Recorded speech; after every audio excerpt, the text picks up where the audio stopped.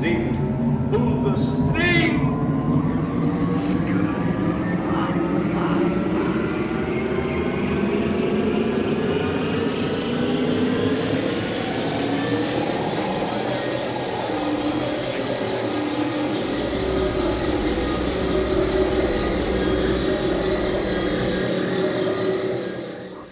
Hi, I'm John Waite, and tonight we're going to play in Santa Clara.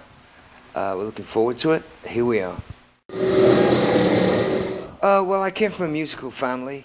My brother played guitar, my mum played the piano. My Auntie Doris gave me a radiogram when I was about 7, which was like half radio and half turntable, and a bunch of singles, because we all loved music so much we couldn't really afford a record player.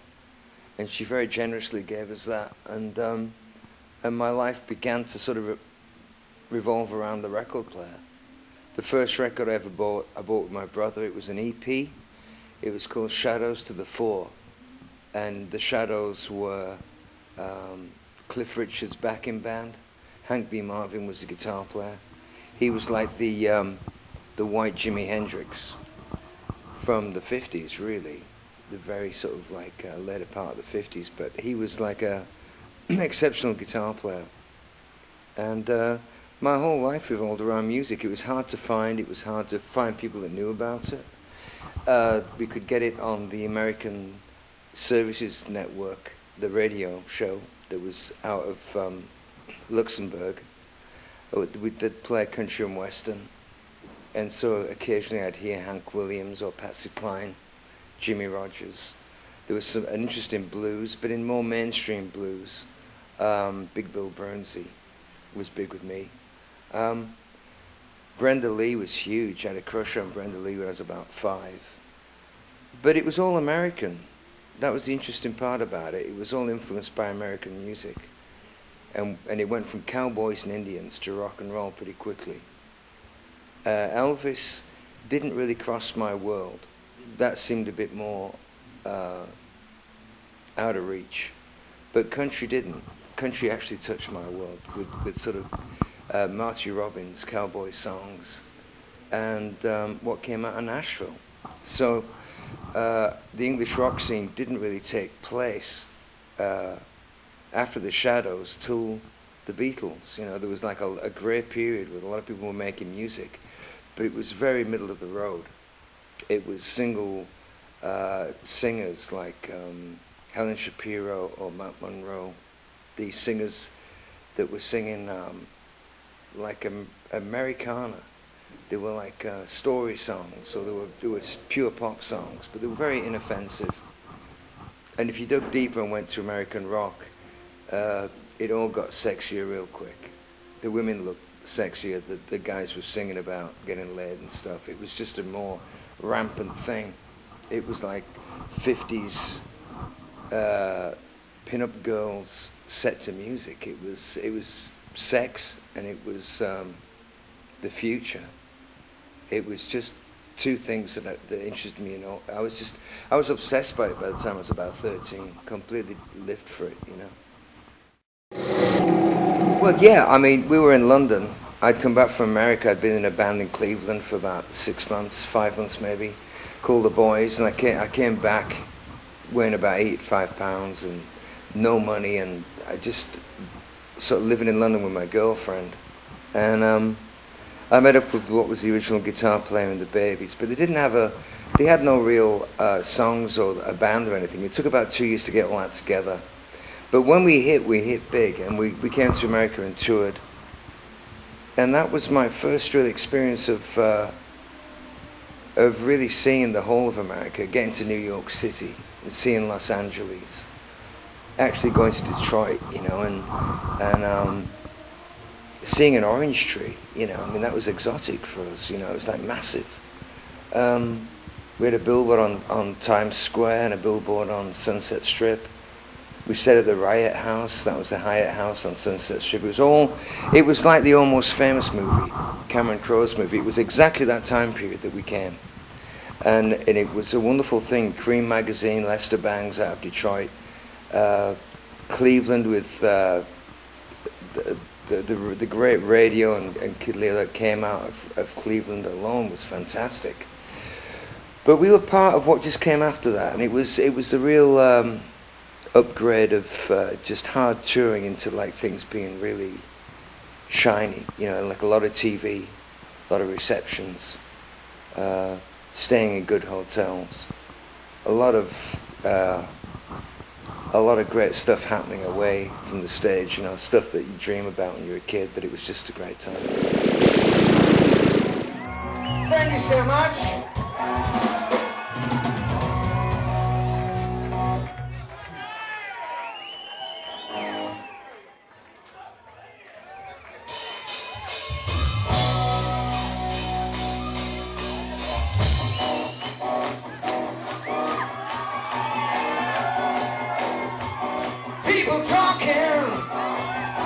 Saying that you're leaving, yeah, yeah. You're so unhappy, baby, with the way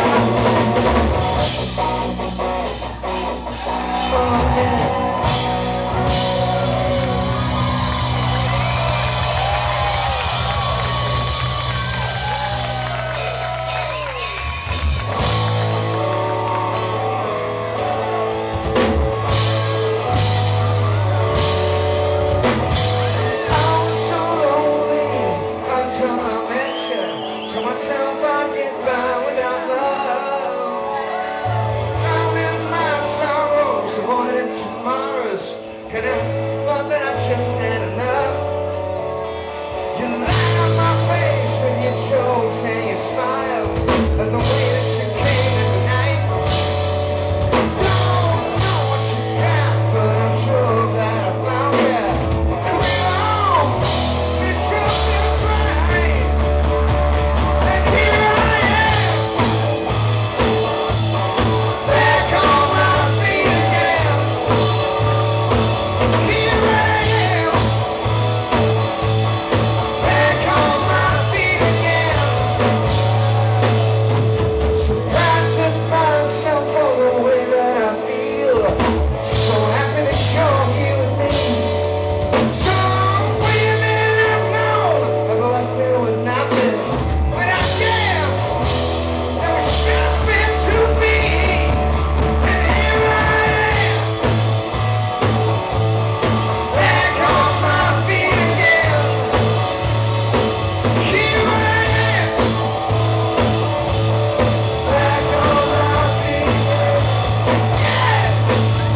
I was down for the count. I was down on the feet. I was crying, baby.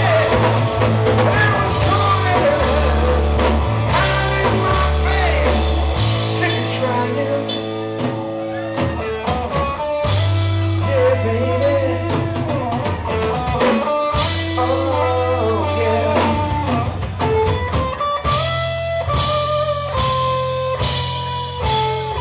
I was so lonely until I met you. Drowning my sorrows, going into moments. Kinda felt like I had another. And here I am, back on my feet again. Here I am, back on my feet again. Alright, here we go, back on my feet again. Yeah, yeah, yeah. Back on my feet again.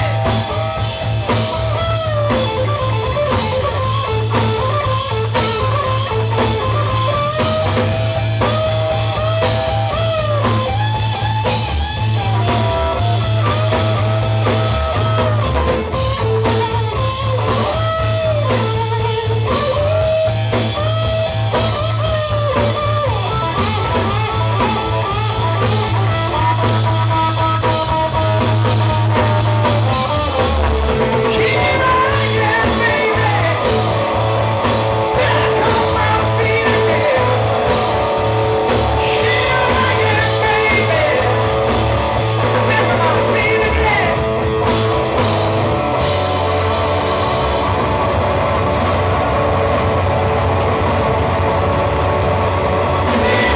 my feet again.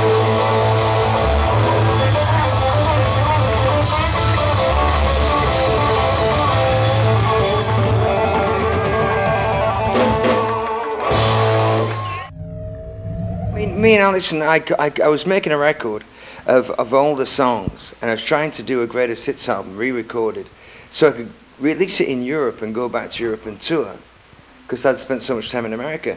But halfway through the record, I became incredibly bored with it, and I'd recorded Head First in Isn't It Time. I ended up doing an acoustic version of When I See You Smile. And when it came to Missing You, I wanted to do a duet. So I called Alison, and she was right up for it. It was like, she wanted to do it. And, I mean, I love bluegrass. I mean, that's the thing about going back to radio and as a kid. I mean, I actually knew about people in bluegrass and country. And that Celtic thing, the Irish thing, that we get in large doses, like the Chieftains and stuff. I mean, that was the background music of my childhood, along with the rock and roll. But to work with Alison was really an unusual thing, because she's so much about that. She's the queen of that, Alison Krauss. And to do Missing You was, I thought it was a great version. We recorded the drums harder, and it was a more emphatic delivery, And it's incredible how well it lends itself to being a duet. I think it says a lot about the lyric. If you can sing any song as a duet, then it must be a great song. Yeah. Man, when I'm writing, I just get out a guitar, hit a chord, and start singing, and it all makes sense. I put it off as much as I can. I find it's pretty draining, or it's like it worries me because I have to get really kind of personal.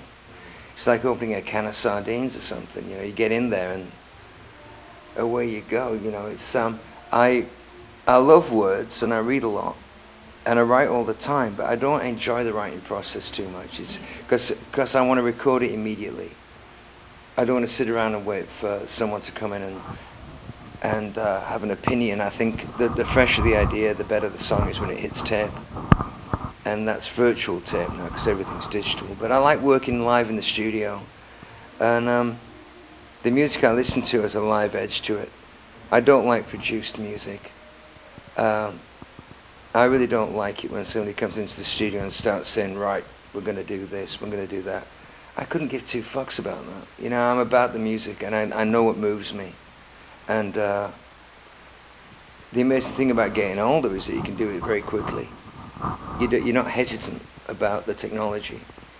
If you're playing live and you have a bad sound check, it isn't like it's going to weigh you down when you walk on stage because you go out on a mission.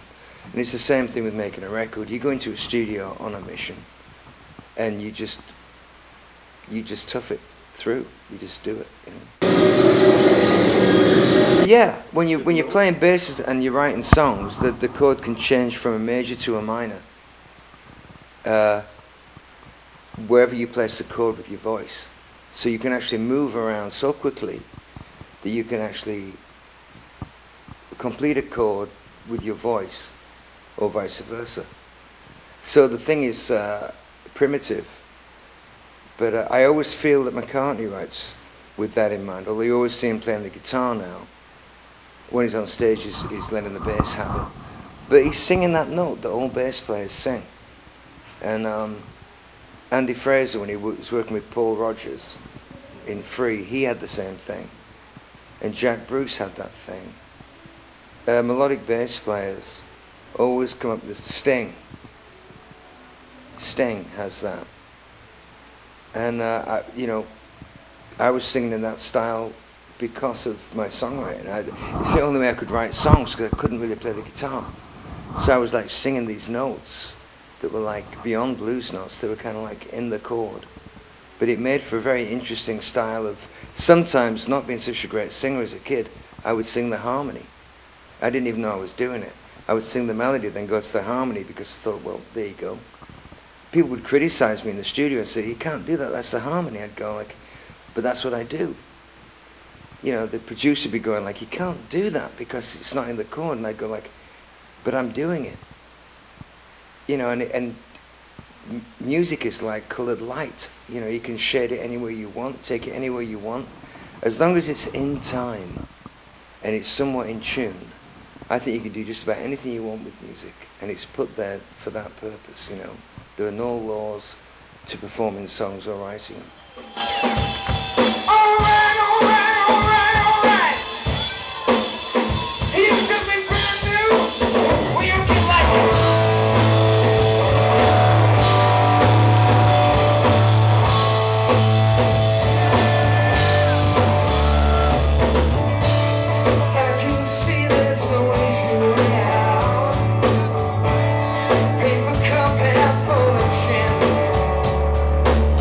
Behind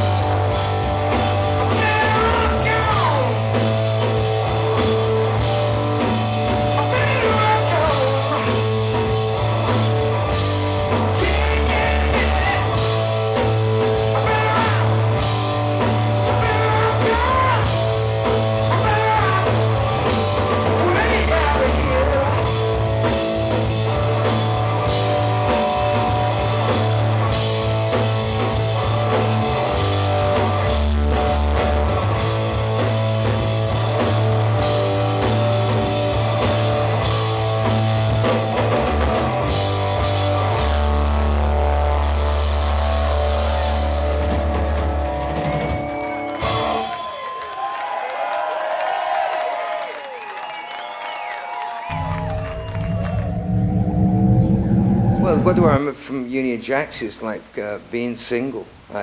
Me and my girlfriend had split up. She went back to England, and I was living in the valley near the recording studio, and basically we would record it at night from about 8 o'clock forward and go home at dawn, and then I would sleep some of the day. But the tour was just throw down rock and roll. We hit the road running. It was a very powerful tour. The Head First tour the year before had been through the roof. We'd had Every Time I Think of You and Head First on AM and FM radio, and we came out with Union Jacks, and Back on My Feet Again was huge, and they segued straight into Midnight Rendezvous. So we had all the hits from the Babies up to that point, plus the new songs, and we were great live. But when I look back on the life, you know, it was incredibly rough. You know, it was like, you know, hardly any sleep, and big gigs. I mean, playing to 20,000 people, and then going straight to the bar, you know, and it was great. Some of the people that we knew and met along the way, you know, so I have very fond memories of that time. It was really still fresh, and we were still reaching for the stars. You know, we still thought we could make it.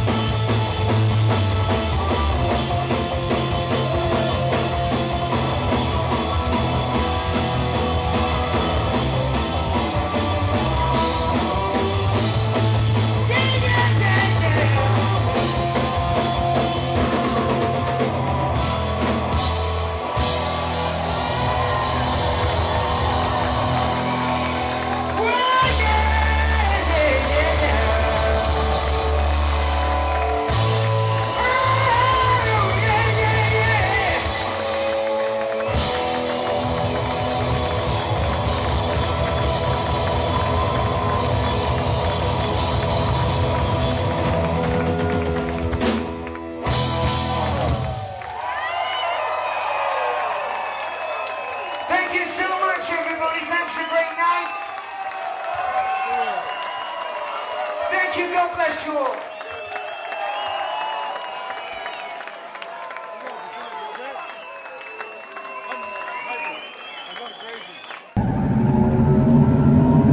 The new one, Rough and Tumble. Rough and Tumble. Rough and Tumble is, I cut 5 songs in Nashville with Kyle Cook from Matchbox 20. We wrote 4 songs, and I had one ready to go, and we're going to release an EP. David Thorne helped to engineer and produce it. We took about 30 days to do it. Then I went to Europe to tour, and when I came back, the management loved it so much, I got that magic proposition about, can you make some more? And I felt kind of, pissed off because I felt like, I'd done my job. I'd made a complete 5-song thing. I didn't know what to add to it, So I put off adding to it for 5 months.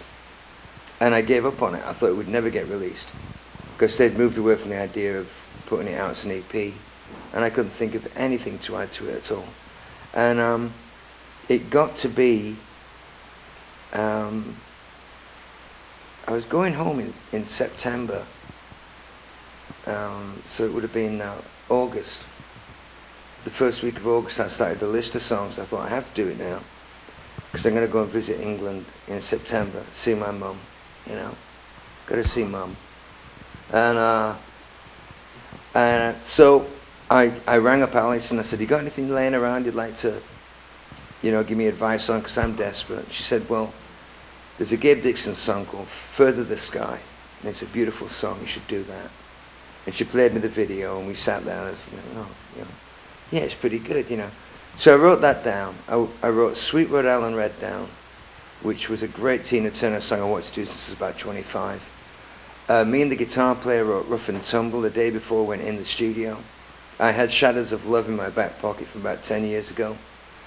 What else? I mean, we recut Mr. Wonderful between takes because I thought that'd make a great bonus track for Serafino over in Italy, the Frontiers guys.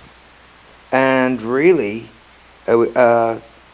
Shane Fontaine came in, my old friend, guitar player. We cut a song we wrote called Hanging Tree, which is a song about reincarnation and Jesse James and being lynched, which was kind of like a nice detour around the Western symbolism.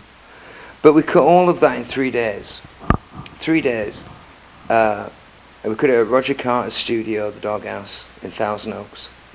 And I would drive over to Panga Canyon every day by the Pacific Ocean, go there, and work for 12 hours straight, drive home, collapse into bed, get up, eat some cornflakes, get behind the wheel, and drive back, and write lyrics on the way. And I took about a day after that, maybe 2, to finish the lyrics up and just correct some of the vocals, but a lot of it was just live, So he's got half of the album being made in Nashville in a pristine setting with a lot of critical eye. A lot of it's not quite tuneful, it's not like in time. And then I go in with my live band and just beat the shit out of it and get 7 songs in 3 days and wrote one, going in. So it works both ways. My biggest surprise about Rough and Tumble is that it works because it's 2 different approaches to recording. It's 2 different bands, and it shouldn't have worked. I can listen to it now, and I still don't know how I pulled it off. And it's full of things that I might do over again, but I think some of it's beautiful for being sort of not perfect. Further the Sky is so live, it's free, I'm singing with the band, and I'm in the song, and it's there's only 3 instruments playing. Shane's playing live, I'm singing live, Roger Carter's on drums, Tim Hogan's on bass, live. And it sounds like we're on stage, but it sounds so tuneful, it sounds accurate. And it just reinforces what I say about that's what rock and roll is, and that's what the feel is. It's the performance of it, man. It's not making sure it's all perfect. It's like a beautiful girl always has to have something strange colored eyes or a slightly bigger nose or something. That's what beauty is. It's slight imperfection. And rock and roll, if it's perfect, isn't rock and roll. That's arena rock. And you couldn't get further away from rock and roll than arena rock.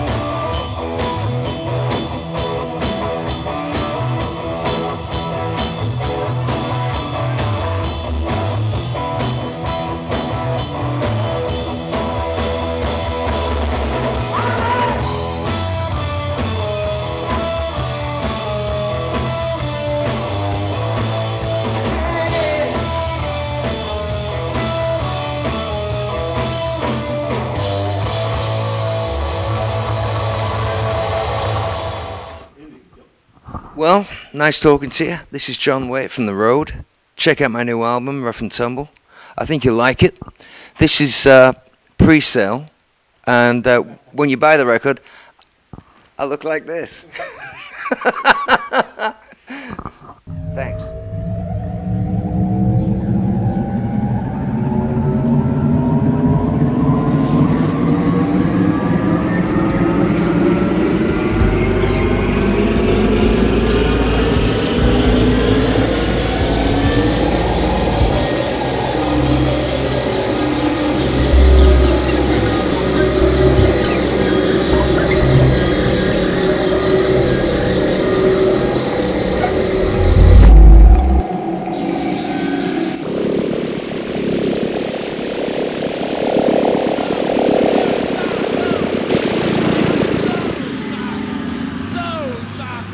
Come to show 'em where I am.